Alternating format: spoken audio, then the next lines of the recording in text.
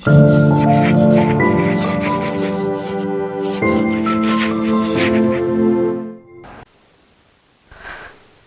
दोस्तों, राय पब्लिकेशन के YouTube channel में आप सभी का स्वागत है। हम सब मिलकर राजस्थान की आर्थिक समीक्षा पढ़ रहे थे। इससे पहले हमने राजस्थान की आर्थिक समीक्षा के 11 चैप्टर में से 5 चैप्टर को एक एक वीडियो में डिस्कस कर लिया था। आज अपन राजस्थान आर्थिक समीक्षा के 6ठे चैप्टर मतलब सेवा क्षेत्र के बारे में इस वीडियो में पढ़ेंगे। इसके बाद वही रेगुलर 2-2 वीडियोज के बाद जो आपके क्वेश्चन रिविजन सीरीज आती है वो आएगी। तो आज स्टार्ट करते हैं। चलो, राजस्थान का सेवा क्षेत्र। अपन ने देखा था अर्थव्यवस्था के 3 क्षेत्र होते हैं। 3 क्षेत्र मतलब कृषि क्षेत्र, औद्योगिक क्षेत्र और सेवा क्षेत्र। तो औद्योगिक क्षेत्र और कृषि क्षेत्र के बारे में अपन इससे पहले पढ़ चुके थे। आज अपन सेवा क्षेत्र के बारे में देखेंगे। जब भी अपन तीनों क्षेत्र के बारे में देखते हैं तो उससे पहले अपन यही स्टार्ट करते हैं कि इस क्षेत्र का राजस्थान के पूरे जो अर्थव्यवस्था है उसमें कितना योगदान रहा। तो वैसे ही सेवा क्षेत्र का राजस्थान की अर्थव्यवस्था में कितना योगदान रहा अपन वो देखते हैं। तो प्रचलित कीमत और स्थिर कीमत के बारे में अपन अब 3-4 बार बात कर चुके हैं, तो अब इसके बारे में बात करने की जरूरत नहीं है। डायरेक्ट बात करते हैं कि राजस्थान की जो अर्थव्यवस्था है इसमें प्रचलित कीमतों पे सेवा क्षेत्र का जो योगदान रहा है वो रहा है 5,73,277 लाख करोड़। ठीक है, करोड़ 5,73,277 करोड़ रहा है। ठीक है, ये आपकी प्रचलित कीमतों पे, और इसी को आपको याद करना ज्यादा इंपॉर्टेंट है। और इसमें कितनी ग्रोथ देखी गई है, ग्रोथ मतलब पिछले साल के मुकाबले इस बार की वृद्धि दर कितनी रही है, तो वृद्धि दर 17.11% रही है। देखो अगर यहाँ पे आपको दिख रहा हो तो 17.11% जो वृद्धि दर रही है राजस्थान की ये रही है, और 5,73,277 करोड़ का योगदान रहा है सेवा क्षेत्र का राजस्थान की इकोनॉमी में। वहीं अगर स्थिर कीमतों पर देखा जाए, स्थिर कीमतों अपन 2011-12 को बेस ईयर लेके आधार वर्ष लेके देखते हैं तो स्थिर कीमतों पे 3,20,708 करोड़ रुपए योगदान रहा है सेवा क्षेत्र का राजस्थान की अर्थव्यवस्था में। और स्थिर कीमतों के हिसाब से अपन ने 10.74% की वृद्धि की है, वृद्धि दर रही है, अपनी ग्रोथ रही है। तो ये बेसिक चीज अपन ने पहले भी इसके बारे में डिस्कस किया है। जैसे अपन ने कृषि क्षेत्र और औद्योगिक क्षेत्र प्राइमरी और सेकेंडरी सेक्टर में देखा था कि इनके भी सब सेक्टर होते हैं, सब क्षेत्र होते हैं, उप क्षेत्र होते हैं। उसी तरीके से आपके सेवा क्षेत्र के भी उप क्षेत्र होते हैं। अपन ने कृषि के 4 उप क्षेत्र देखे थे, फिर अपन ने उद्योग के 4 उप क्षेत्र देखे थे। ऐसे ही सेवा क्षेत्र के भी उप क्षेत्र होते हैं, पर सेवा क्षेत्र के उप क्षेत्र में काफी छोटे छोटे और अन्य सभी जो क्षेत्र है नए नए डेवलप हो रहे हैं आईटी से रिलेटेड क्षेत्र, उन सबको शामिल कर लिया जाता है। तो मुख्य रूप से इनके क्षेत्रों से इतना ज्यादा आपसे क्वेश्चन नहीं पूछा जाता ये कि ये सेवा क्षेत्र के मतलब इनको क्रम में जमाइए कितने क्षेत्र होते हैं। कृषि और औद्योगिक क्षेत्र से ही ज्यादा क्वेश्चन पूछा जाता है। फिर भी अपन एक बार देख लेते हैं किसका कितना शेयर रहा है। तो सेवा क्षेत्र के अंदर इस बार जो सबसे ज्यादा योगदान जिस उप क्षेत्र का रहा है वो रहा है आपके व्यापार और होटल का, और हर बार ही लगभग व्यापार और होटल का आपके सबसे ज्यादा योगदान रहता है।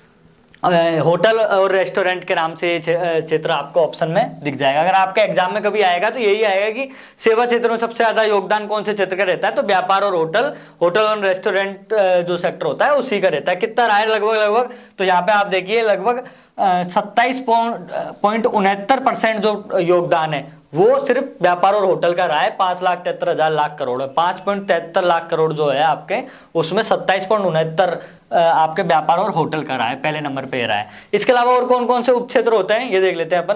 तो लोक प्रशासन ये सेवा क्षेत्र का उप क्षेत्र होता है। स्थावर संपदा है मतलब इंश्योरेंस वगैरह अपन जो भी करते हैं वो भी आपके सेवा क्षेत्र का होता है। साथ में वित्तीय सेवाएं, फाइनेंशियल जितनी भी एक्टिविटीज होती है वो आपके सेवा क्षेत्र का उप क्षेत्र होता है। परिवहन, ट्रांसपोर्ट, भंडारण, स्टोरेज और संचार, मैंने बोला आईटी से सेक्टर जितनी भी रिलेटेड चीज मिलेगी आपको सर्विस सेक्टर में ही शामिल की जाएगी। तो ये रहता है। सबसे ज्यादा कंट्रीब्यूशन सेवा क्षेत्र में आपको पता है व्यापार होटल का रहता है 27.69%, और दूसरे नंबर पे आपके इंश्योरेंस जो होता है उसका रहता है। इंश्योरेंस हो गई, आवासीय गृह का स्वामित्व मतलब आप जो घर लेते हो उसके बाद उनका जो रजिस्ट्रेशन पंजीकरण कराते हो उसका लगभग 24.62% आपके रहता है। मोटा मोटी इसमें आपको सिर्फ व्यापार एंड होटल का याद रखना है कि सेवा क्षेत्र में सबसे ज्यादा जो कंट्रीब्यूशन रहता है वो व्यापार और होटल क्षेत्र का रहता है, लगभग 27% के आसपास रहता है आपके।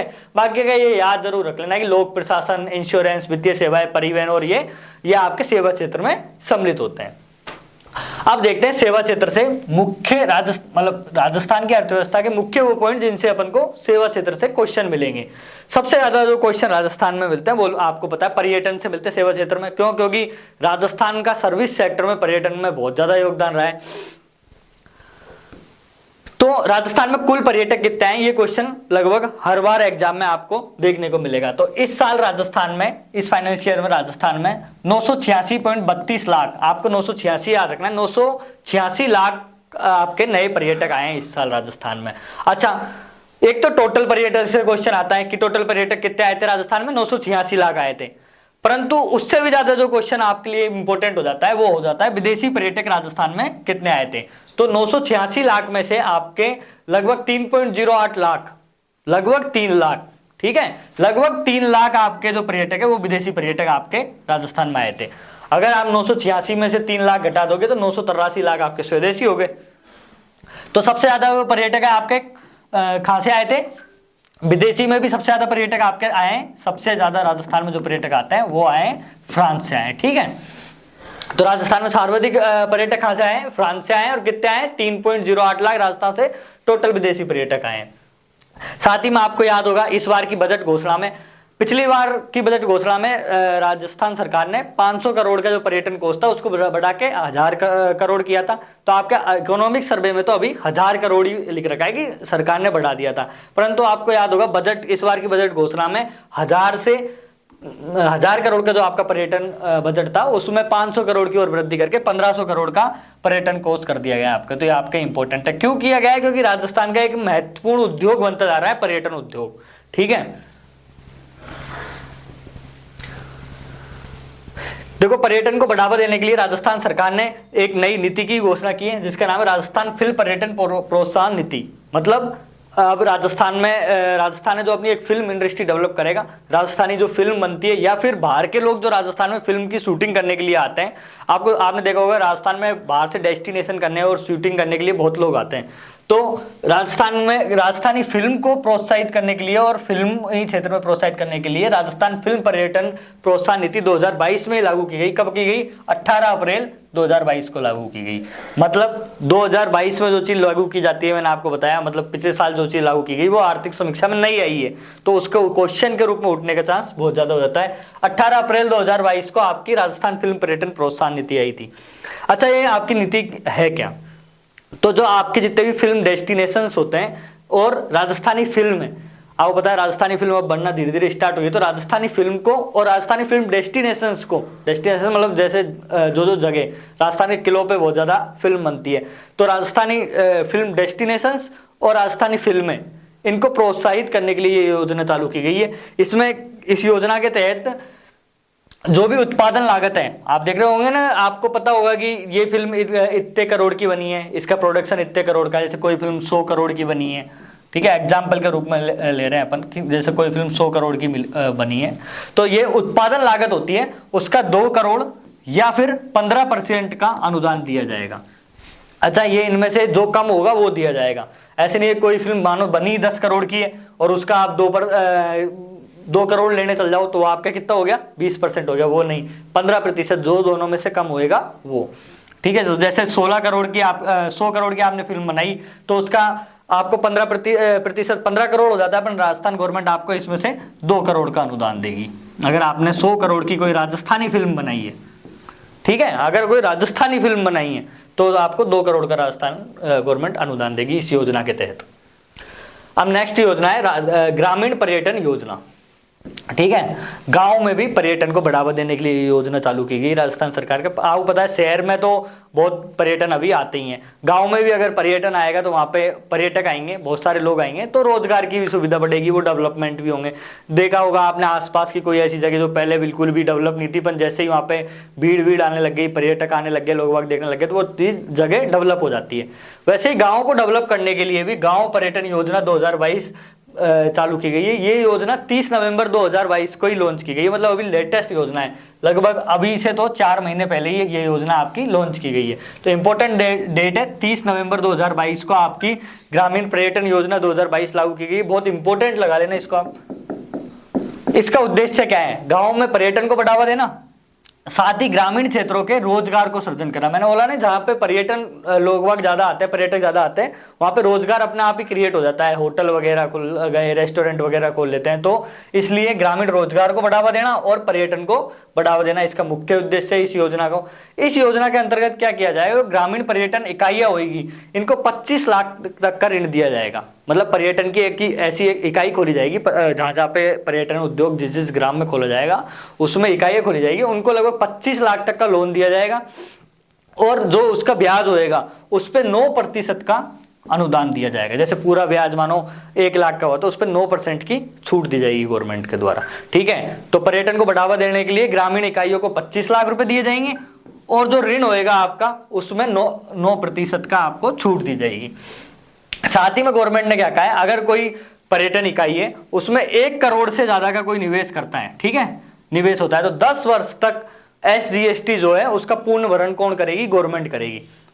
अगर कोई पर्यटन इकाई 1 करोड़ का निवेश हुआ है किसी पर्यटन इकाई में, मानो आप कोई भी आपके गांव का एग्जांपल ले लो, वहां पे कोई नया टूरिस्ट पैलेस खोला गया जो जिसमें 1 करोड़ का फंड लगा है, तो 1 करोड़ का अगर उसमें फंड लगा है तो इसके ऊपर जो SGST लगता है, SGST मतलब स्टेट का GST, राज्य का जो GST, आपको पता है ना GST 2 तरीके से लगता है, केंद्र का GST अलग, राज्य का GST अलग। तो राज्य का जो GST लगेगा 10 वर्षों तक, उसका पूर्ण भरण पूरा 100% गवर्नमेंट करेगी। पूर्ण भरण का मतलब एक बार तो GST ले लेगी पर वापस से सरकार उन्हें उसको लौटा देगी, राज्य सरकार लौटा देगी। क्योंकि GST आपको पता है GST का आकलन किसके द्वारा किया जाता है, GST का आकलन केंद्र सरकार के द्वारा किया जाता है। केंद्र में से जो राज्य का हिस्सा होएगा, SGST का हिस्सा होएगा, वो राज्य सरकार वापस से इन जो आपके ग्रामीण पर्यटन इकाई है इनको लौटा देगी। आप देखते हैं मुख्य पर्यटन अवार्ड जो राजस्थान को मिले हैं इस बार। इसमें 2 मुख्य पर्यटन अवार्ड है जिनसे आपके क्वेश्चन पुट अप हो सकते हैं।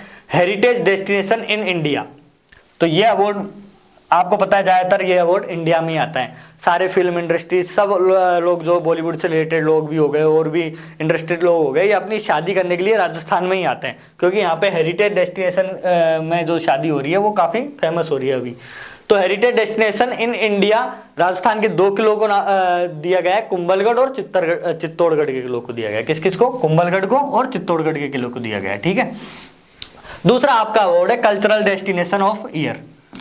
ये अवार्ड आपका दिया गया है इंडिया इंटरनेशनल ट्रेवल मार्ट के द्वारा दिया गया है। ठीक है, ये तो अवार्ड दिया गया है इंडिया इंटरनेशनल और ट्रेवल मार्ट के द्वारा अवार्ड दिया गया है। कौन सा दिया गया है, cultural destination of the year दिया गया है। ठीक है, ये दिया किसको गया है, तो ये राजस्थान को दिया गया है। ठीक है, स्टेट को दिया गया है, राजस्थान राज्य को दिया गया है। तो आपके राजस्थान राज्य को कौन सा अवार्ड दिया है, cultural destination of the year दिया गया है, इंडिया इंटरनेशनल ट्रेवल मार्ट के द्वारा दिया गया है। तो दोनों अवार्ड आप याद कर लेना, बहुत ही इंपॉर्टेंट हो जाता है आपका एग्जाम पॉइंट ऑफ व्यू से। नेक्स्ट योजना है आपके स्टैंड अप इंडिया योजना। अच्छा, ये योजना तो बहुत पुरानी है पर इस बार इसमें फंड जो दिया गया है वो काफी ज्यादा दिया गया है, इसलिए चर्चा में रही है इकोनॉमिक सर्वे में। तो ये योजना आपके लागू हुई थी 5 अप्रैल 2016 को। ये पूर्णतः भारत सरकार की योजना है। ठीक है, ये पूरी के पूर्णतः भारत सरकार की योजना है, भारत सरकार की योजना है पूर्णतः ही। और ये योजना आपके 5 अप्रैल 2016 को लागू हुई थी। ये इसमें क्या है, SC/ST के लोग, SC/ST के सारे लोग तथा महिला उद्यमों को प्रोत्साहित करने के लिए योजना है आपकी। इसमें उन्हें 10 लाख से लेके और 1 करोड़ तक का, 10 लाख से लेके 1 करोड़ तक के ऋण की सुविधा दी जाएगी। ठीक है, और इसमें ये जो लेंगे 10 लाख से लेके 1 करोड़ तक का लोन, वो 7 वर्षों में उनको वापस लौटाना होगा। नेक्स्ट जो योजना है आपके वो राजस्थान गवर्नमेंट की, राजस्थान सरकार की योजना है, बहुत ही इंपॉर्टेंट योजना है, राज्य सरकार की योजना है ये पूर्णतः, और बहुत इंपॉर्टेंट योजना है आपके इंदिरा गांधी शहरी क्रेडिट कार्ड योजना। इंदिरा गांधी शहरी क्रेडिट कार्ड योजना 2021 में लागू की गई थी। ये क्या है, जो शहरों में डेली रोजमर्रा के वर्कर्स होते हैं या फिर ऐसे बेरोजगार लोग जिनको कोई काम नहीं मिल रहा है, उनके लिए सरकार ने 50,000 के मुफ्त ऋण की घोषणा की है कि उनको 50,000 का ब्याज मुक्त ऋण दिया जाएगा। अच्छा, फिर उसकी कंडीशन क्या रखी है, कंडीशन रखी है पहले आओ पहले पाओ।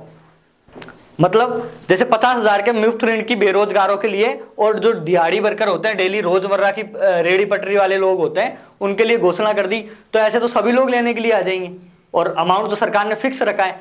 तो जो पहले आएगा इसका आधार योजना के लाभान्वित करने का वितरण का आधार भी यही रखा है कि जो पहले आएगा उसी को पहले दी जाएगी। तो आधार क्या रखा है, पहले आओ पहले पाओ, और 50,000 रुपए का ऋण दिया जाएगा, ब्याज मुक्त, कोई भी ब्याज का ऋण नहीं लगेगा। अच्छा, ये राशि लौटानी कितने टाइम में पड़ेगी? ऐसे है कि मतलब एक बार 50,000 रुपए लेके आ गए फिर मौजगरों को भी चुकानी नहीं है, नहीं।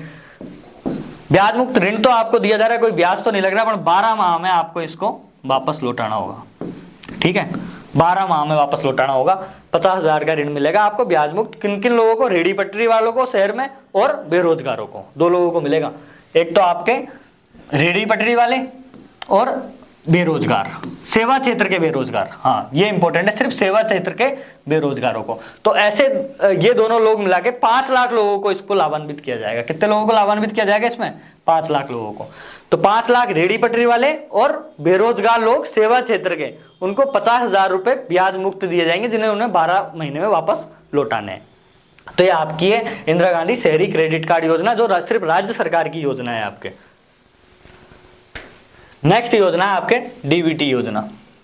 डीबीटी का मतलब क्या है, अपन पहले भी इस पे डिस्कस कर चुके हैं, डायरेक्ट बेनिफिट ट्रांसफर। ठीक है, मतलब जो भी लाभ है उसको डायरेक्ट खाते में ट्रांसफर किया जाए, डायरेक्ट बेनिफिट ट्रांसफर, बेनिफिट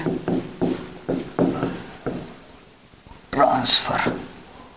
कि जो भी गवर्नमेंट आपको पता है लाभ देती है, पहले ऐसा होता था कि गवर्नमेंट ने 2,000 रुपए किसी को, वृद्धजनों को देने, तो वो टुकड़ों में आते आते उसके पास 500 ही नहीं पहुंचते थे। अब गवर्नमेंट नया सिस्टम लेके आई है कि डायरेक्ट उनके अकाउंट में 2,000 रुपए डाल दिए जाते हैं। तो उसको अपन बोलते हैं डायरेक्ट बेनिफिट ट्रांसफर। मतलब जितना पैसा लोगों को देना है, पब्लिक को देना है, वो डायरेक्ट उनके अकाउंट में ट्रांसफर कर दो। इसके लिए अच्छा, ये भारत सरकार ने ये योजना चालू की थी। किसने चालू की थी? ये भारत सरकार की योजना है। भारत सरकार ने इसके लिए क्या बोला है कि हर राज्य में आपके एक डीबीटी सलाहकार बोर्ड की स्थापना करनी पड़ेगी, और उसका जो अध्यक्ष होएगा, अच्छा ये ऐसे नहीं है कि अपन ने राजस्थान ने मुख्य सचिव को अध्यक्ष बना रखा है, ये गवर्नमेंट ऑफ इंडिया ने ही बोला है कि जो डीबीटी सलाहकार बोर्ड होएगा उसका अध्यक्ष उस राज्य का मुख्य सचिव होएगा। ठीक है, तो डीबीटी सलाहकार बोर्ड की राजस्थान में स्थापना कब की गई? 5 अक्टूबर 2021 को की गई। कब की गई? ये डेट आप याद रखना, बहुत इंपॉर्टेंट है। डीबीटी सलाहकार बोर्ड की स्थापना कब की गई? 5 अक्टूबर 2021 को की गई। भारत सरकार ने पहले ही कह दिया कि इसका अध्यक्ष कौन होएगा? राज्य का मुख्य सचिव होएगा। चीफ सेक्रेटरी जो होता है वो राज्य का, वो इसका अध्यक्ष होएगा। और डीबीटी योजना इसके तहत आपको पता है पूरे इंडिया में उमंग ऐप चलाई जा रही है। उमंग ऐप के थ्रू इसको कंट्रोल किया जा रहा है। आपसे पूछ ले उमंग ऐप किस चीज से रिलेटेड है, तो डीबीटी वाउचर योजना से रिलेटेड है। किससे? डीबीटी योजना से, डीबीटी योजना से रिलेटेड है। फिर अपन आते हैं 3-4 पोर्टल राजस्थान में चल रहे हैं, उनके बारे में थोड़ी थोड़ी जानकारी ले लेते हैं। इनसे डायरेक्ट एग्जाम में क्वेश्चन आता है। अच्छा, जन सूचना पोर्टल से तो आरएस में क्वेश्चन आया था आपके, तो ये बहुत इंपॉर्टेंट है। ठीक है, तो जन सूचना पोर्टल कब से स्टार्ट हुआ राजस्थान में? 13 दिसंबर 2019 से जन सूचना पोर्टल स्टार्ट हुआ। जन सूचना पोर्टल है क्या? आरटीआई एक्ट आया था, आपको पता है, राइट टू एजुकेशन एक्ट 2005 में आया था। उसकी 4थी धारा के अकॉर्डिंग पब्लिक को किसी भी चीज की इंफॉर्मेशन लेने का अधिकार है।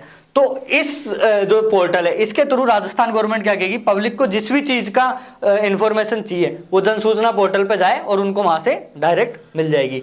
इस पोर्टल के थ्रू 115 विभाग की 333 योजनाएं, 331 योजनाएं, उनको लाभ दिया जा रहा है। अच्छा, मैंने 333 क्यों बोला है बता दूं आपको। इकोनॉमिक सर्वे अपना, उसके अंदर तो 115 विभाग की 331 योजनाओं का नाम दे रखा है, परंतु जो जन सूचना पोर्टल है उसकी जो ऑनलाइन वेबसाइट है उस पे आपकी 333 योजनाओं के बारे में बता रखा है। ठीक है, तो आपको ये दोनों ही याद रखना है। क्यों? क्योंकि क्वेश्चन बनाने वाला या तो लेटेस्ट योजना उठाएगा तो 333 उठाएगा, और इकोनॉमिक सर्वे से उठाएगा तो 331 उठाएगा। ठीक है, 333 और 331 में ध्यान रखना है। परंतु ये 115 विभाग फिक्स है। पिछले 3-4 साल से तो ये रेगुलर इकोनॉमिक सर्वे में आ रहे हैं आपके 115 विभाग की 331 योजनाएं। कब चालू हुआ था जन सूचना पोर्टल आपका? 13 दिसंबर 2019 को चालू हुआ था। 115 विभाग की 331 योजनाएं इसमें शामिल है, और आरटीआई 2005 के तहत इसकी स्थापना की गई है आपके। फिर नेक्स्ट आपका हो जाता है राजस्थान संपर्क पोर्टल।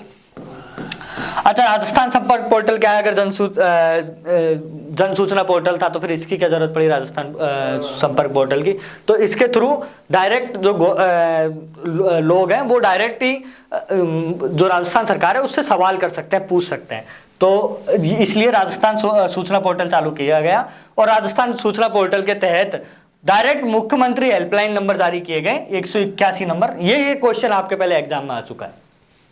ये आपके आरएस या किसी और एग्जाम में आया था, शायद फर्स्ट ग्रेड या आरएस में, मेरे को ध्यान नहीं है, परंतु ये क्वेश्चन आ चुका है कि मुख्यमंत्री हेल्पलाइन नंबर कितने हैं। तो ये याद रख लेना आप, मुख्यमंत्री हेल्पलाइन नंबर कितने हैं, 181 है आपके। किसके तहत, राजस्थान संपर्क पोर्टल के तहत। इसलिए इसके तहत जो जनता है राजस्थान की वो डायरेक्ट सवाल कर सकती है, किससे, मुख्यमंत्री से। नेक्स्ट आपकी योजना है राजीव गांधी उन्नत प्रौद्योगिकी केंद्र, ठीक है। अच्छा, राजीव गांधी उन्नत प्रौद्योगिकी केंद्र कब चालू किए गए, 20 अगस्त 2022 से, मतलब अभी इसी साल के लेटेस्ट है, इसी साल की योजना 20 अगस्त 2022 की। ये केंद्र कहाँ खोले गए हैं आपके, तो जयपुर और जोधपुर में केंद्र कार्यरत है, और इनके थ्रू आपके 320 लोग लाभान्वित है, ठीक है। अब देखते हैं अपन राजस्थान जनाधार योजना। जैसे भारत में आधार कार्ड चल रहा है वैसे ही राजस्थान में जनाधार चल रहा है। पहले भामाशाह था, आपको ध्यान है, फिर इसका जब वसुंधरा गवर्नमेंट ने भामाशाह नाम रखा, राजस्थान गवर्नमेंट आई तो उन्होंने जनाधार नाम रख दिया, ठीक है। तो राजस्थान जनाधार योजना कब से चालू हुई है योजना, तो ये जो योजना आपकी, इसकी जो घोषणा की गई थी वो की गई थी 18 दिसंबर 2019 से की गई थी। अच्छा, इसमें ये क्वेश्चन बहुत कंफ्यूजिंग है। ये क्वेश्चन आपके जनाधार वाला आरएस में आया था, मुझे याद है, और इसमें तीनों पॉइंट आए थे आपके कि इसकी शुरुआत कब की गई, 18 दिसंबर 2019 को इसकी शुरुआत की गई है, ठीक है, जनाधार योजना की। इसका अधिनियम कब आया था, राजस्थान जनाधार अधिनियम आया था आपके 2020 में, आपके इसका अधिनियम आया था। और इसके नियमावली कब आई थी, रूल्स जो है इसके, रूल्स कब आए थे, नियम कब आए थे इसके, तो इसके आपके नियम आए थे, वो आए थे 2021 में, 4 अगस्त 2021 को आए थे। ये वाला पॉइंट भी आपके आरएस में आया था।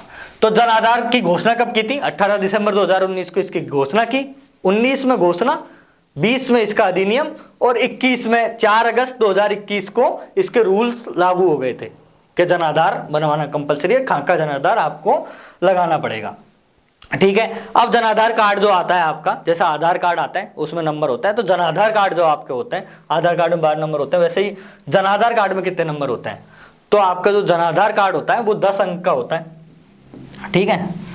महिला के नाम पे निकाल जाता है, वो पता है। अगर किसी परिवार की हेड महिला है, अगर महिला परिवार में उपस्थित है तो महिला के नाम पे ही आपका जनाधार कार्ड आएगा, ठीक है।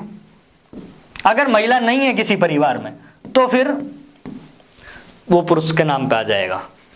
अगर पर महिला उपस्थित है परिवार में तो वो महिला के नाम पे आएगा। और जो जनाधार की जो पहचान संख्या होगी वो 10 अंक की होगी, परंतु जनाधार कार्ड में जितने सदस्य होते हैं, जैसे एक परिवार में 5 सदस्य हैं, तो 5 सदस्य के जो पहचान संख्या आएगी, पहचान नंबर, आइडेंटिफिकेशन नंबर आएंगे, वो 11 अंकों के होंगे। ये इंपॉर्टेंट है आपके लिए, ये दोनों फैक्ट। जनाधार आपका 10 अंकों का होएगा, और आपके जो परिवार के सदस्य होते हैं उनकी पहचान संख्या आपके 11 नंबरों की होगी। अगर परिवार में महिला उपस्थित है तो महिला उसकी हेड होती है, नहीं है तो फिर कोई जरूरी नहीं है। कब आया था आपके, ये चीज याद रखना कि ये आपका 18 दिसंबर को इसकी घोषणा की गई थी, अधिनियम 2020 में आए थे और नियम इसके 2021 में आए थे। तो ये आपके सेवा क्षेत्र था, आर्थिक समीक्षा का चैप्टर नंबर 6। अब आपके 5 चैप्टर और बचते हैं, जो आपको पता है बहुत छोटे छोटे चैप्टर हैं।